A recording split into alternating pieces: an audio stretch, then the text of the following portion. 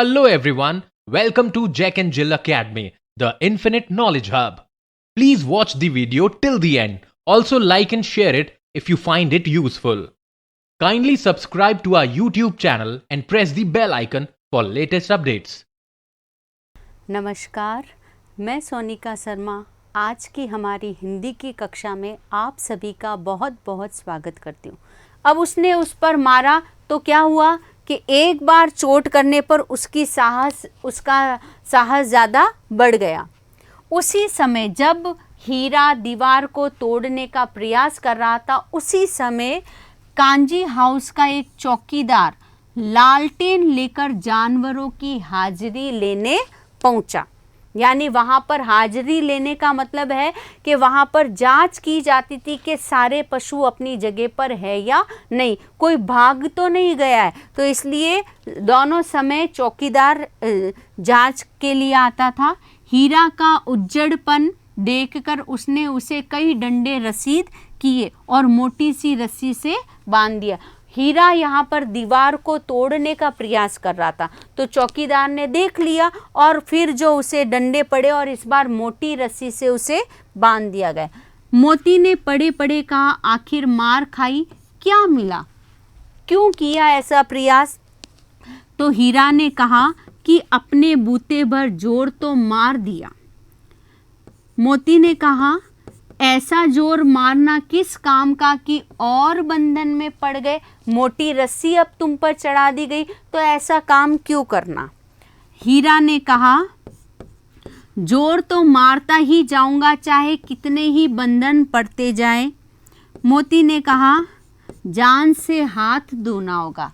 हीरा कह रहा है चाहे मेरे साथ कैसा भी व्यवहार हो, मैं यहाँ से आज़ाद होकर ही रहूँगा। और मोती यहाँ पर हाथ मान चुका है। वो कह रहा है अगर तुम ऐसा विरोध करोगे तो तुम्हें अपनी जान से हाथ धोने होंगे, यानी मरना पड़ेगा।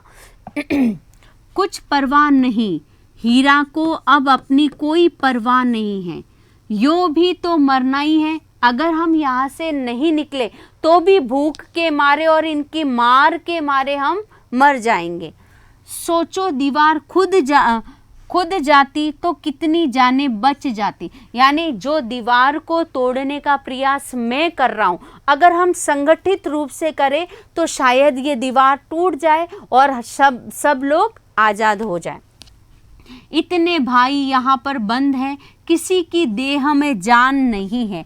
2-4 दिन और यही हाल रहा तो सबके सब मर जाएंगे। यानी हमें उस भयावह परिस्थिति को आने से पहले बचाना होगा कि ऐसा नहीं हो कि सब यहीं पर रहते हुए मर जाए। हमें ऐसा नहीं होने देना होगा।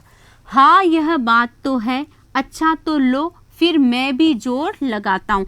अब यहाँ पर मोती भी हीरा की बात से सहमत हो गया कि हम मरे लेकिन हम कुछ लोगों को आज़ाद करके मरे तो कितनी अच्छी बात। यही बात हमारे भारतीय स्वतंत्रता सेनानियों में थी। उनको पता था कि स्वतंत्रता ऐसे नहीं मिलेगी, इसके लिए हमें कईयों को बलिदान देना पड़ेगा। लेकिन उनका ये मानना था कि हमारे बलिदान से इन सभी भारतीयों को आज़ादी मिल पाए तो हमारा बलिदान कोई बड़ी बात नहीं है। तो वो ही बात यहाँ पर हीरा और मोती में नज़र आ रही। वो ये सोच रहे हैं कि इन सब की आज़ादी के लिए हमें कुर्बान होना पड़े तो भी अच्छी बात है। मोती ने भी दीवार में उसी जगह सींग मारा, थोड़ी सी मिट्टी गिरी और फिर हिम्मत ज़्यादा, जैसे जैसे सफलता हासिल हुई हिम्मत बढ़ती गई। फिर तो वह दीवार में सींग लगाकर इस तरह जोर करने लगा मानो किसी प्रतिद्वंदी से लड़ रहा है, प्रतियोगी से लड़ रहा है। इस तरीके से जोर लगा के लड़ रहा था।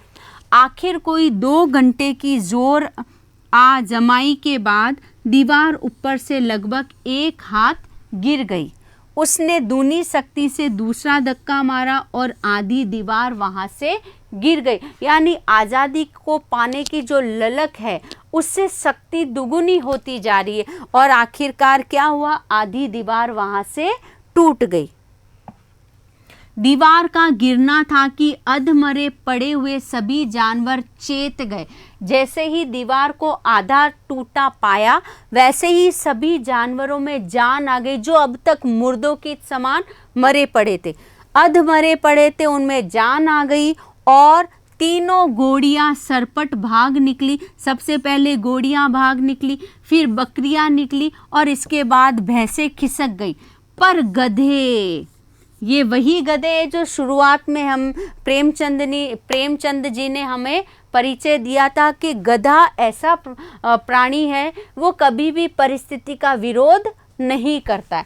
तो अंत में गधे अभी भी ज्यों के त्यों ही खड़े हैं, क्योंकि वो जानते हैं भागकर जाएंगे फिर पकड़े जाएंगे, फिर ज़्यादा मार खानी पड़ेगी, इसलिए उन्होंने यहाँ से जाना उचित नहीं समझा।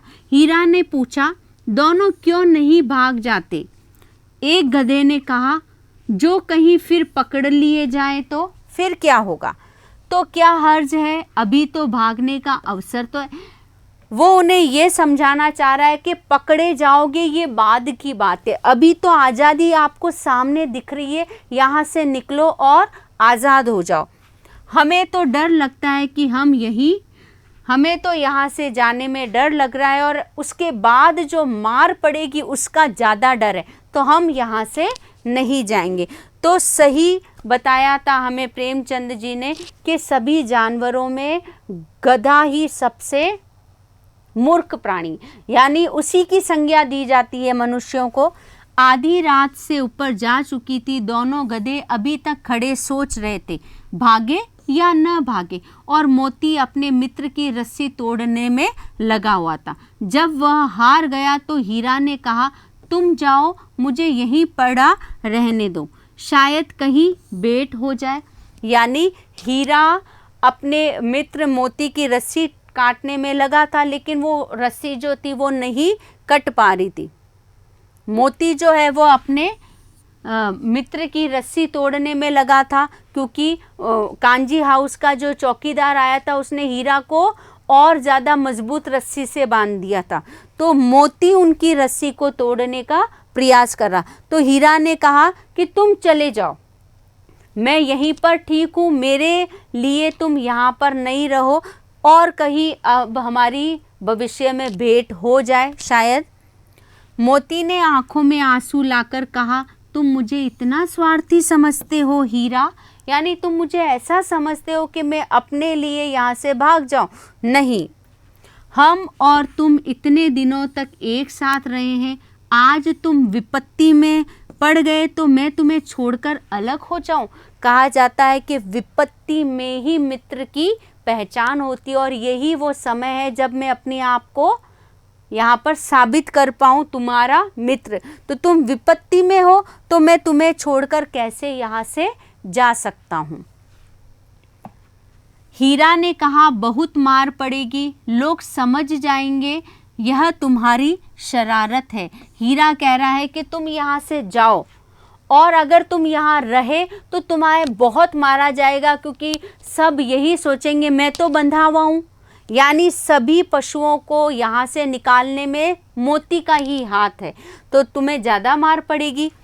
मोती गर्व से बोला, जिस अपराध के लिए तुम्हारे गले में बंधन पड़ा उसके लिए अगर मुझे मारा जाए तो इसमें क्या चिंता है?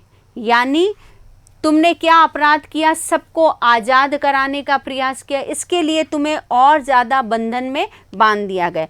अगर मैं तुम्हारे लिए यहाँ पर रुकता हूँ तो ऐसा कोई बड़ी बात नहीं है। इतना तो हो ही गया कि 9-10 प्राणियों की जान बच गई। अब हम दोनों यहाँ पर मारे जाते हैं तो भी हमें इस बात का इतना दुख नहीं होगा। यह कहते हुए मोती ने दोनों गधों को सींगों से मारकर बाड़े के बाहर निकाला, और तब अपने बंधु के पास आकर सो रहा वहाँ पर। भोर होते ही मुंशी और चौकीदार तथा अन्य कर्मचारियों में कैसी खलबली मची, इसके लिखने की ज़रूरत नहीं। यानी जब सवेरा हुआ, सुबह हुई, तो सबको ये बात पता चल गई कि कांजी हाउस के अधिकतर पशु यहाँ से भाग चुके हैं। तो सब में एक खलबली मच गई। बस इतना ही काफ़ी है कि मोती की जो है वो खूब मरम्मत हुई और उसे और मोटी रस्सी से बांध दिया गया। जैसा हीरा के साथ हुआ वैसा ही मोती के साथ हुआ।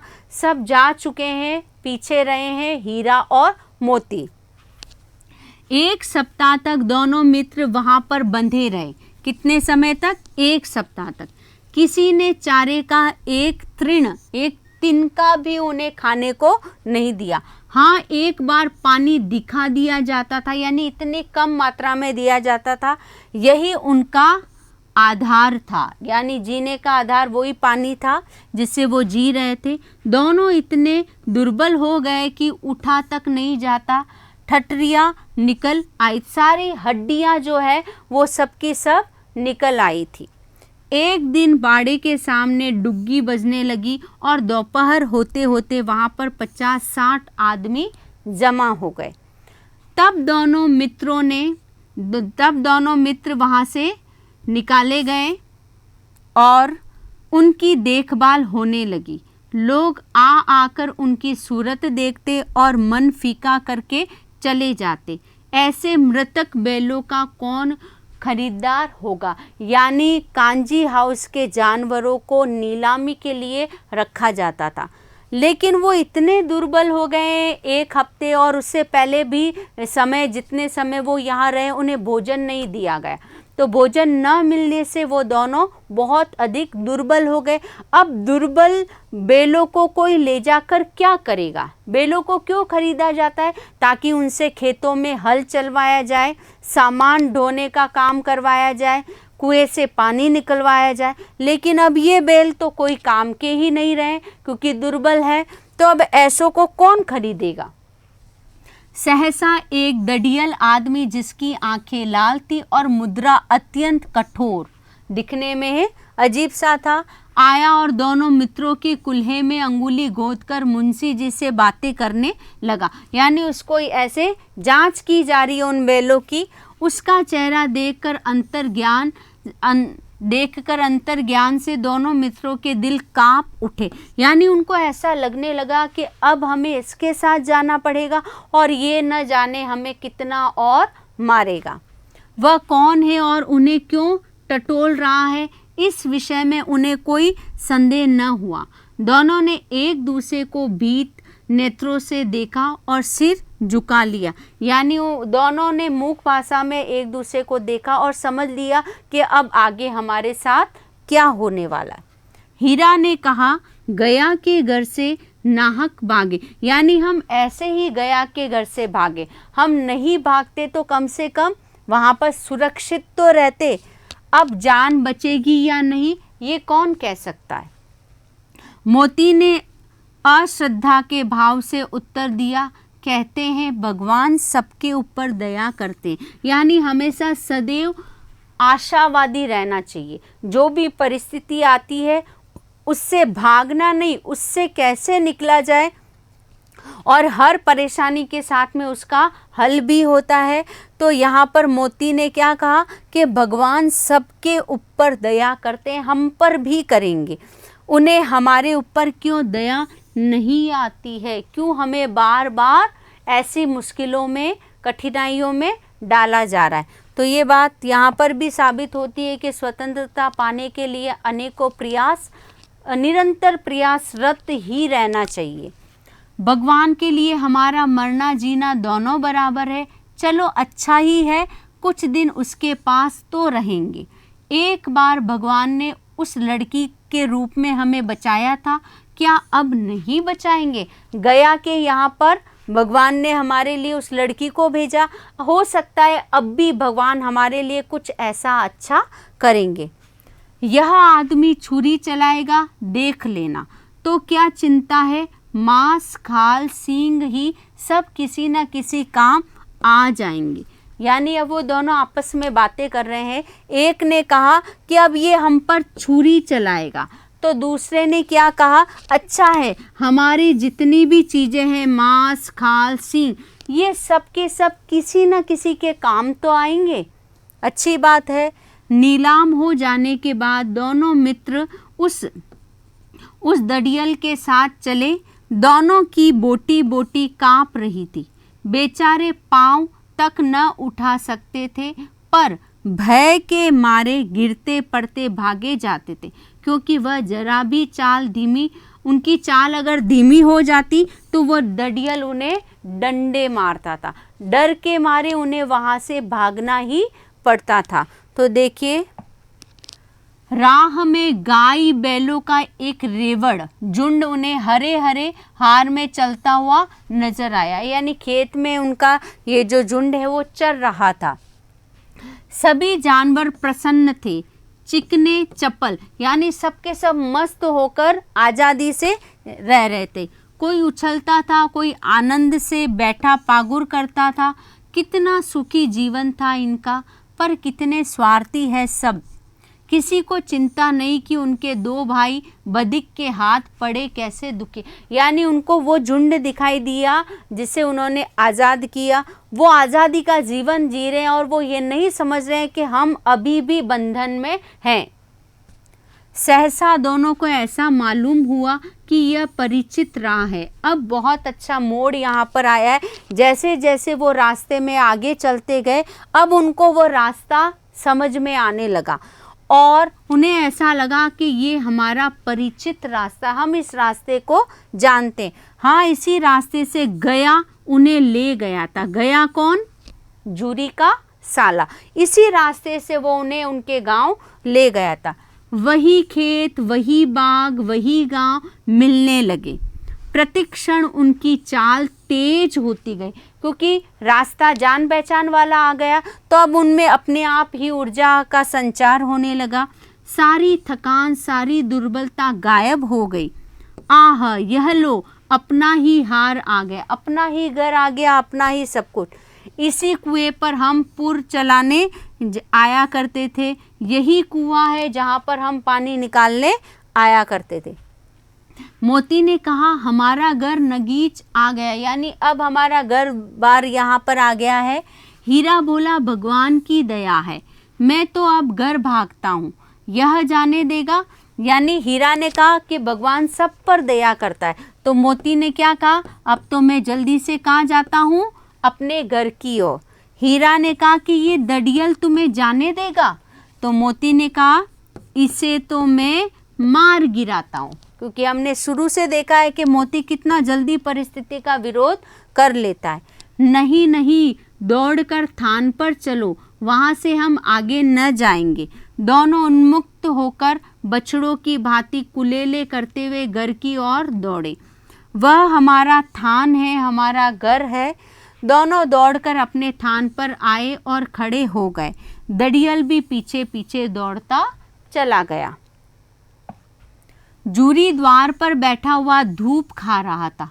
बैलों को देखते ही दौड़ा और उन्हें बारी बारी करके गले लगा। ये यहाँ पर कृषक और पशु का प्रेम है।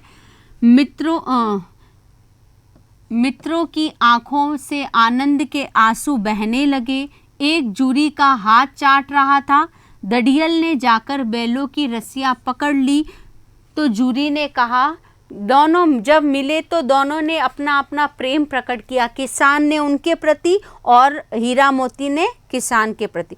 तभी उस दड़ियल ने जाकर उन दोनों की रस्सी को पकड़ लिया, क्योंकि ये वहाँ से नीलाम होकर लेकर आया है। जूरी ने कहा, मेरे बैल है, तुम्हारे बैल कैसे? मैं मवेशी खाने से नीलाम लिए आता हूँ, यानी मैंने वहाँ से इन्हें खरीदा है। मैं तो समझता हूँ चुराए लिया।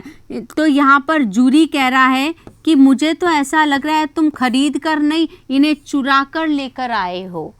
चुपके से चले जाओ, मेरे बैल हैं, मैं बेचूंगा तो बिकेंगे। किसी को मेरे बैल नीलाम करने का क्या अख्तियार, यानी क्या किसी को मेरे बैल बेचने की कहाँ ज़रूरत है ना? जाकर थाने में रपट कर दूंगा, मेरे बैल है। दड़ियल कह रहा है कि मैं अभी जाकर थाने में ये रिपोर्ट लिखवा दूंगा कि जूरी ने उनके बैलों को ले लिया है। मेरे बैल है, इसका सबूत यह है कि मेरे द्वार पर खड़े। देखो, तुम जाके वहाँ पर अपनी ये सूचना लिखवाओगे तो मैं भी यहाँ वहाँ पर साबित कर दूंगा, क्योंकि ये मेरे घर पर खड़े। तो किसके बैल हुए? मेरे ही बैल हुए। दड़ियल जल्लाकर बैलों को जबरदस्ती पकड़ ले जाने के लिए बढ़ा। उसी वक्त मोती ने सींग चला दिए, क्योंकि मोती भी अड़ियल था। दड़ियल पीछे हटा, मोती ने पीछा किया, दड़ियल भागा, मोती पीछे दौड़ा। गांव के बाहर निकल जाने पर वह रुका, पर खड़ा दड़ियल का रास्ता देख रहा था। यानी उसे ऐसे लगा कि कहीं वापस ये ना आ जाए, इसलिए कुछ समय वहां पर खड़ा रहा। दड़ियल दूर खड़ा धमकियां दे रहा था, गालियां निकाल रहा था, पत्थर फेंक रहा था, और मोती विजय सुर की भांति उसका रास्ता रोके खड़े रहा। गांव के लोग यह तमाशा देखते थे और हंसते थे। यानी किस प्रकार उन्होंने एक के बाद एक मुसीबत का सामना करते हुए आखिरकार आज़ादी को प्राप्त कर ही लिया। जब दड़ियल हार कर चला गया तो मोती अकड़ता हुआ लौटा। हीरा ने कहा, मैं डर रहा था कि कहीं तुम गुस्से में आकर उससे दड़ियल को मार न डालो। अगर वह मोती कह रहा है कि अगर वो मुझे पकड़ता तो बेमारे न छोड़ता, अगर वो मुझे पकड़ने का प्रयास करता तो मैं उसको बिना मारे नहीं छोड़ता। अब नहीं आएगा, अब वो नहीं आएगा। हीरा ने कहा कि अब वो नहीं आएगा। मोती ने कहा, अगर आ भी गया, आएगा तो दूर ही से खबर लूँगा, देखो कैसे ले जाता है। हीरा ने कहा कि जो गोली मरवा दे, यानी वो गोली से हमको मरवा सकता है। यानी उनको इस बात का डर है कि जब भी हम अपने प्रयासों से भागे हैं, उतनी बार किसी न किसी रूप में हमें पकड़ लिया गया। तो इस बार हमें इतने जल्दी विश्वस्त नहीं हो जाना चाहिए कि वो दोबारा नहीं, हमें हर समय सावधान रहना चाहिए। तो उसने कहा, अगर गोली से मरवा दिया तो मोती ने कहा कि मर जाऊंगा पर उसके काम तो नहीं आऊँगा, अपने आप को बलिदान कर दूंगा लेकिन उसके साथ नहीं जाऊंगा। हमारी जान को कोई जान ही नहीं समझता है। हीरा ने कहा, हम जानवर हैं, है ना, तो लोग हमारी जान को जान समझते ही नहीं, हमें हमेशा पशु ही माना जाता है। उनको ये नहीं मालूम है कि हमारे अंदर भी आत्मा है, हमको भी लगती है, हमको भी दर्द होता है, सब कुछ होता है ना। इसलिए कि हम इतने सीधे हैं, यानी हम इतने सीधे हैं कि कोई हमारे साथ कुछ भी कर लेता है, तो ऐसा नहीं होना चाहिए। जरा देर में नांदों से खली भूसा, कुछ देर बाद में जब यह विश्वास हो गया कि दड़ियल अब जा चुका है, उसके बाद में नादों में खली भूसा चोकर और दाना भर दिया गया और दोनों मित्र खाने लगे। जूरी खड़ा दोनों को सहला रहा था और 20 लड़के तमाशा देख रहे थे। इतना अच्छा वहाँ का माहौल हो गया, सारे गांव में उत्साह सा था, एक उत्साह था, उत्सव था, मालूम पड़ रहा था जैसे। उसी समय मालकिन ने आकर दोनों के माथे चूम लिए। दोनों मतलब हीरा और मोती के माथे चूम लिए। इसका मतलब पहले वही स्त्री उन पर क्रोध कर रही थी, लेकिन आज उन्हें समझ में आ गया कि सच में ये भी इनमें भी प्राण बसते हैं और इनका भी मनुष्य के साथ आत्मीय संबंध होता है। तो प्यारे बच्चों, इस प्रकार हमने प्रेमचंद जी द्वारा लिखित 2 बैलों की कथा को पढ़ा, उसको समझने का प्रयास किया और हमने ये जान लिया कि जीवन में जो आज़ादी है उसे पाने के लिए हमें निरंतर प्रयासरत रहना चाहिए। आज़ादी ऐसे ही नहीं मिलती है, हमें उसे अपने प्रयासों से, अपनी मेहनत से हासिल करना पड़ता है। जैसा कि यहाँ पर 2 बैलों ने निरंतर प्रयास करते करते अंत में आज़ादी प्राप्त कर ली। तो इस प्रकार हमने कक्षा 9वीं की क्षितिज भाग 1 का पहला पाठ, जो कि प्रेमचंद जी द्वारा रचित था, 2 बैलों की कथा, यहाँ पर समाप्त होता है। इसी के साथ आज की हमारी हिंदी की कक्षा भी यहीं पर समाप्त होती है। धन्यवाद। Thank you for watching the video. Follow us on Facebook, Instagram, Twitter and LinkedIn as Jack and Jill Academy. for more information. You can also download Jack and Jill Academy's app from Play Store for online courses related to school education from pre-primary to senior secondary level. Competitive exams like NTSC, NDA, CLAT, JEE, NEET, and multi-activities like yoga, art and craft, dance, music, self-defense, and many more.